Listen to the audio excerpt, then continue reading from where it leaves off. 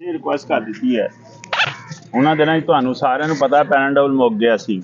ਇਹ ਵੀ ਪਤਾ ਗੱਲਾਂ ਦਾ। ਇਹਦਾ ਮਤਲਬ ਹੈ ਕਿ ਉਹ ਪੈਨਾਡੋਲ ਵਾਲ ਨੂੰ ਅਸੀਂ ਆਖਦੇ ਸਾਂ ਕਿ 2 ਗੋਲੀਆਂ ਦਿਓ ਸਲੋ ਹੋ ਜੇ, ਠੀਕ ਹੋ ਗਿਆ। ਲੇਕਿਨ ਪੈਨਾਡੋਲ ਵੀ ਜ਼ਰੂਰੀ ਨਹੀਂ ਹੈਗਾ। ਅਗਰ ਤੁਸੀਂ ਇਹ ਕਰ ਲਓ ਕਿ 3-4 ਵਾਰੀ ਨਹਾਓ, ਪੱਟੀਆਂ ਠੰਡੀਆਂ ਕਰ ਲਓ, ਇਸ ਤਰ੍ਹਾਂ ਦਾ ਕੋਈ ਹੱਲ ਕਰ ਲਓ ਜਿਹੜਾ ਫਿਜ਼ੀਕਲੀ ਹੱਲ ਹੈ, ਅਤੇ ਉਹ ਪੈਨਾਡੋਲ ਨਾਲੋਂ ਵੀ ਜ਼ਿਆਦਾ ਬਿਹਤਰ ਹੈ। ਕਿਉਂਕਿ ਪੈਨਾਡੋਲ ਵੀ ਅਗਰ ਤੁਸੀਂ ਦੇਖੋ ਨਾ ਕੋਈ ਚੀਜ਼ ਖਾਧੀ ਨਹੀਂ ਹੈ ਅਤੇ ਉਹਦੇ ਵਿੱਚ ਫਿਰ ਉਸ ਸਬਜੈਕਟ ਨੂੰ ਖਰਾਬ ਕਰਦਾ, ਕਾਫੀ ਪ੍ਰੋਬਲਮ ਪੈਦਾ ਕਰਦਾ। ਲੇਕਿਨ ਪੈਨਾਡੋਲ ਫਿਰ ਵੀ ਰਿਕਮੈਂਡ ਕਰਨੀ ਆ ਅਸੀਂ, ਠੀਕ ਹੈ ਨਾ। ਸਲੋ ਡਾਊਨ ਕਰਦਾ ਪੈਨਾਡੋਲ ਦਾ ਕੰਮ ਹੁੰਦਾ ਟੈਂਪਰੇਚਰ ਨੂੰ ਸਲੋ ਡਾਊਨ ਕਰਨਾ, ਰਾਈਟ ਜੀ। ਲੇਕਿਨ ਇਸ ਤੋਂ ਬਿਹਤਰ ਤਰੀਕਾ ਇਹ ਹੈ ਕਿ ਪੱਟੀਆਂ ਲਾਓ ਜਾਂ 3-4 ਵਾਰੀ ਨਹਾਓ। ਮੈਂ ਕੀ ਕਰਦਾ ਸਾਂ, ਮੰਜੀ 'ਤੇ ਰਹਿੰਦਾ ਸਾਂ, ਹਾਂਜੀ।